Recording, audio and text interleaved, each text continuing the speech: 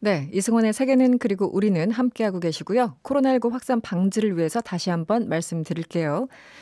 자가 격리자 분들은 꼭 격리 장소 외에는 외출을 자제해 주시기 바랍니다. 격리 시에는 독립된 공간에서 혼자 생활을 하셔야 되고요. 가족 또는 동거인과 대화 등의 접촉도 또 식사도 자제하셔야 합니다. 격리 장소 무단 이탈 그리고 격리 거부 시에는 관련법에 따라서 300만 원 이하의 벌금이 부과될 수도 있다는 사실 다시 한번 참고해 주시기 바랍니다. 네, 앞서 말씀드린 대로 이탈리아 등 전 세계적으로 코로나19가 확산되는 양상이죠. 수의사이자 바이러스 전문가인 송대섭 고려대 약대 교수 연결해서 자세하게 짚어보도록 하겠습니다. 교수님 나와 계시죠?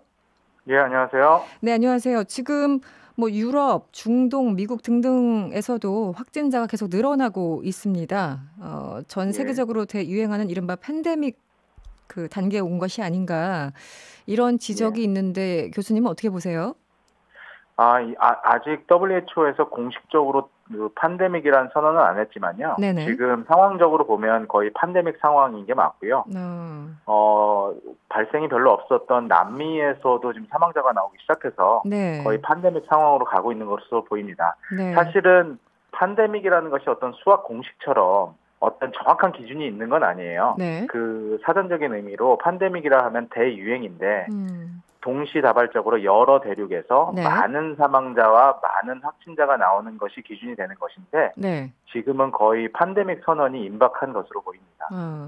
그럼 WHO도 좀 마음의 준비를 하고 있을 거겠네요. 공식화할 것인지 말 것인지를. 그렇죠. 예, 예. 어, 세계 각지에서 이게 전파되고 있다 보니까요. 이 예. 코로나19가 과연 지역별로 왠지 뭐 기후도 있고 여러 가지 환경이 있잖아요. 예. 그러니까 과연 같은 바이러스일까? 이런 의문까지 들기도 합니다. 뭐 돌연변이 예. 얘기들도 있고요. 교수님 보시기엔 예. 어떻습니까? 이미 그 중국에서는 최근에 그 두 가지 A형의 바이러스, 그러니까 병원성이 높은 바이러스, 낮은 바이러스가 뭐 확인이 됐다는 보고도 있긴 한데 네.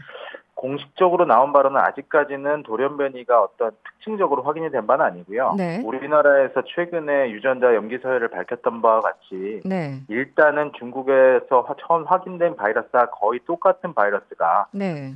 전파되고 지금 문제를 일으키고 있는 것으로 보입니다. 그러나 바이러스의 일반적인 특징이 숙주 내에서 오랜 시간 동안 감염되고 그 유행을 하다 보면 돌연변이는 어떤 특별한 상황이 아니고 네. 항상 네. 있는 것이기 때문에 네. 그 돌연변이가 또 출현하는 것은 그렇게 이례적인 상황은 아닙니다. 아, 그렇군요.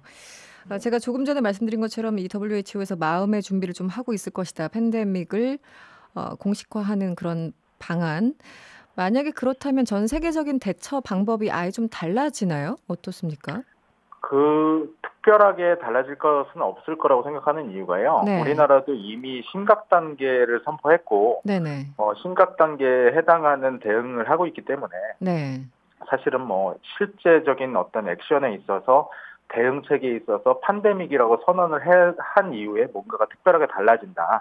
이런 거는 음. 없을 것 같고요. 네네. 이미 팬데믹 상황에 준하는 대응을 하고 전 세계적으로 하고 있습니다. 그래서 뭐 특별하게 달라질 것은 없다라고 생각합니다. 알겠습니다. 오동현 님이 문자 주셨는데요. 예, 교수님께 이제 팬데믹에 대해서 조금 더 자세한 설명을 부탁을 하셨고요. 이름만 예. 들으면 너무 공포감이 생겨서요. 전 세계 몇 퍼센트가 걸리거나 이런 기준이 있는 건가요? 이렇게 또 다시 질문을 주셨네요. 좀 전에도 말씀드렸지만 네네. 그 팬데믹, 그러니까 파는 모든 데믹은 유행성. 네네. 그래서 전 세계적인 유행병일 때 그 팬데믹을 선언하는데요. 네. 이게 뭐 몇 명 이상이 걸렸을 때 팬데믹, 몇 명 이상이 음, 죽었을 때 팬데믹이라는 명확한 기준은 사실 없어요. 그렇군요. 네. 그래서 이제 그냥 약간 주관적이긴 하지만 전 세계적으로 동시다발적으로 발생을 하는데 네. 사망자의 수가 많아지고 확진자의 수가 폭발적일 때 네. 어떤 의미에서는 좀 주관적이죠. 그러네요. 그러니 네네. 그렇기 때문에 WHO도 사실은 2014년도 에볼라 팬데믹 상황 때에 비하면 그 당시보다 훨씬 많은 확진자, 훨씬 많은 사망자가 있는데도 불구하고 네. 에볼라 2014년도 사태 때는 굉장히 일찍 팬데믹을 선언했거든요. 근데 네. 그거에 비하면 지금은 굉장히 팬데믹 선언이 늦어지고 있는 건 맞습니다. 굉장히 그래서 그거는 신중한, 약간 네. 약간 좀 주관적인 그 어떤 판단이 들어갈 수 있기 때문에 네. 그 부분은 어떤 수학 공식처럼 명확하게 떨어지는 것은 아닙니다. 알겠습니다. 이 잠복기 얘기를 한번 좀 해볼게요. 예, 최대 잠복기로 알려진 14일을 넘어서 격리 해제된 분들 가운데서도 확진자가 종종 나오고 있어요. 그래서 예, 여기에 대해서 이제 우려를 하니까 이 당국에서는 무증상 감염에 대해서 좀 논의가 예, 필요하다라고 설명을 하고 있습니다. 이 예, 무증상 감염에 대해서 좀 설명을 부탁드리고요. 예. 그렇다면은 어떻게 우리가 또 대응을 해야 되는 것인지 그것도 궁금합니다. 요거는 두 가지로 좀 나눠서 생각을 하셔야 되는 게요. 네, 음성이라고 했는데 양성으로 가는 것은 네, 지금의 진단법의 어떤 민감도적인 측면에서 네. 바이러스의 양이 그 진단 검사하는 수준의 이하로 나오면 바이러스 양성임에도 불구하고 음성으로 나올 수가 있어요. 아, 네네. 그렇기 때문에 음성으로 판정받았다가 밖에 나와서 격리 해제가 된 이후에 다시 바이러스가 몸속에서 복제를 해서 양성이 되는 부분이기 때문에 아, 그 부분은 진단 검사상의 오류가 있어서 가능성이 있고요. 네네. 다음에 이제 무증상 감염이라는 그런 단어에 대해서는 상당히 좀 조심해야 되는 부분이 네, 무증상 감염이라는 건 말 그대로 바이러스를 배출하고 있음에도 불구하고 증상이 안 나오는 네네. 이게 어떤 그 방역 대응이나 대응을 하는 데서 굉장히 그 어려운 부분이거든요. 그러네요. 왜냐하면 네. 일반적으로는 바이러스를 뿜어내고 있으면 어떤 아프다든가 열이 난다거나 임상 증상이 있어야 되는데 네. 그런 부분이 아니라 임상적으로 멀쩡한데 네. 바이러스를 전파하고 다니기 때문에 그러네요. 네. 그런 게 굉장히 어렵죠. 근데 아직까지는요, 지금까지 나와 있는 사례로는 무증상 감염이라고 확실하게 얘기할 수 있는 증거가 아직은 없습니다. 그렇기 아, 때문에 무증상 감염을 네. 교수님 들리시나요? 좀 예, 그런 아, 경우는 좀 있을 수 있어도요. 네. 아직까지 이 신종 코로나 19년 바이러스가 무증상 감염을 유발한다라고 명확하게 선언할 수 있는 그런 증거는 아직 없습니다. 네. 그 지금 잠깐 예. 소리가 안 들려가지고요. 네, 지금 뒷부분 네, 죄송한데 다시 한번. 네. 그 주변에 그 경고 방송이 지금 들어와가지고요. 아, 죄송합니다. 그렇군요. 잠깐. 네네. 예, 저도 몇 번 들어오는데 하루에 이 무증상 예, 감염. 그러니까 바이러스가 몸 안에 분명히 있는데 예. 이분들은 보기엔 되게 멀쩡하고 그렇죠. 네. 그리고 또 뭐 진단 키트로 검사를 해도 이게 바이러스 양이 현저하게 작으면 또 음성으로 나오고 이렇기 때문에 그렇죠. 방역 예, 당국에서 이것을 캐치할 수가 없다. 그렇죠. 밝힐 수가 예, 없다. 그런 예, 상황들. 예. 그럼 더 위험하네요. 그래서 그러나 아직까지 이 바이러스가 무증상 감염을 유발한다라고 네. 아직 확진하기에는 그럴 만한 증거들이 아직 굉장히 부족해서 아, 그 자체가요. 무증상 감염을 유발한다라고 선언하기에는 굉장히 네. 성급합니다. 아, 예, 그렇군요. 알겠습니다. 오늘 국내 제약바이오 15개사에서 예, 코로나19 백신 그리고 치료제 개발에 돌입했다 이런 소식이 전해졌습니다. 예, 저번에 설명을 해주셨습니다만 시간이 상당히 걸리는 일이겠죠. 예. 네네. 얼마나 지금 뭔가 조금 더 개선된 전망은 없습니까? 좀 더 치료를 그거는 제가 네네. 정확하게 말씀을 드릴게요. 네. 이게 이제 뭐 워낙 이런 사태가 벌어지면 여러 기업체들이나 연구하시는 분들이 치료제나 백신 개발을 하겠죠. 근데 네네.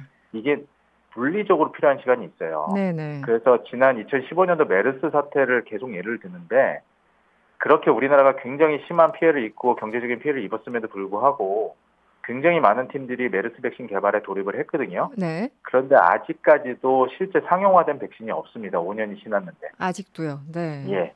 그 얘기는 음. 지금 돌입을 했다고 하더라도 백신이라는 것은 최소한의 어떤 안전성과 유효성 평가를 받기 위해서는 네네. 절대적으로 요구되는 시간이 있어요. 네. 그래서 당장 뭐 올해 연말 뭐 이렇게 뭐 하는 건 사실 어불성설인 면이 있고요. 네네. 그러나 다만 이 신종 코로나 19 바이러스가 예상과 벗어나게 너무나 전 세계적으로 퍼져나가고 있고 동시다발적으로 퍼져나가고 있어서 네. 기존의 어떤 규제라든가 이런 걸 조금 완화해서 네. 기존의 백신이 아무리 빨라도 5년 이상이 걸렸다라고 하면 네. 이번 이 바이러스의 창궐이 너무 심각해서 네. 그런 기간을 조금 땡겨서 음. 기존에 보다는 조금 땡겨서 나올 수 있는 그 가능성은 있어도 네. 어떤 뭐 획기적으로 뭐 올해 안에 나온다 이런 거는 사실 현실적으로 불가능합니다. 기대하기가 힘들다. 예. 네. 예. 교수님 말씀 들으시면서 문자가 계속 오는데요. 장승은님은 무증상 환자가 바이러스를 더 많이 방출한다던데 맞습니까? 이런 질문 주셨고요. 예. 그거는 사실 뭐 다른 여러 코로나 바이러스나 다른 모든 바이러스 감염증에 있어서요. 네. 무증상 감염자가 바이러스를 배출하긴 하더라도 바이러스의 절대량이 감염 증상을 나타내는 사람보다는 네. 훨씬 유의적으로 낮습니다. 그렇군요. 그러니까 네. 무증상 감염자가 바이러스를 더 많이 배출하는 것은 좀 현실적으로 어려운 얘기입니다. 정반대 얘기군요. 그리고 예. 6102번님이 토착화되는 게 더 무섭다던데 지금 벌써 토착화된 거 아닙니까? 이런 질문을 주셨는데요. 제가 마침 질문을 좀 드리려고 했어요. 이 토착화된다라는 게 정확하게 무슨 의미인지 그리고 왜 경계해야 되는지 좀 설명 좀 부탁드릴게요. 그 토착화라는 그런 단어의 개념은 사실은 약간 경제사회학적인 용어고요. 네. 예를 들면 독감하고 똑같다고 보시면 됩니다. 네. 저희가 이제 매년 그 겨울에 접어들 때, 네. 독감이 벌써 발생하기 시작했습니다 하고 1000명당 50명 이상 발생하는, 작년 12월 달 기준으로 1000명당 50명 이상이 발생해서, 네. 굉장히 경계를 정부 당국에서 네. 발의를 했었는데요. 그렇군요. 네. 그런 거와 마찬가지로 주기적으로 이제 아까 말씀드렸던 팬데믹 대유행이 아니고, 엔데믹이라고 해서 그냥 유행성의 어떤 일정한 시기가 되면 나오고, 그러니까 예를 들어서 사스 바이러스를 예를 들면요. 네네. 2002년도 한참 발생하고 나서 사실은 자취를 감췄잖아요. 네. 이렇게 소멸되는 바이러스가 아니라 네. 이제 사람들 사이에서 커뮤니티에서 유행성으로 한번 쫙 발생을 했다가 또 어떤 시기가 되면 소멸하고 네. 또 다음 겨울이 오면 또 발생하고, 이런 거를 이제 경제사회학적인 용어로 토착화라는 단어를 쓰는 겁니다. 네네. 그래서 이제 그렇게 되면은 네. 지금 이렇게 신종 바이러스로 많이 발생을 했지만 마치 이제 독감처럼 되는 거죠. 토착화가 된다는 얘기는. 네. 그래서 주기적으로 이제 발생을 하고 감염이 되는 그런 상황으로 되는 걸 토착화라고 부르는 것 같습니다. 어쨌든 그 여부는 좀 더 시간이 걸리겠군요. 토착화 여부를. 예, 아직은 네. 토착화라는 그런 단어를 쓸지 말지 여부는 조금 성급합니다. 알겠습니다. 네, 지금까지 수의사이신 송대섭 고려대 약대 교수였습니다. 오늘 고맙습니다. 예, 감사합니다.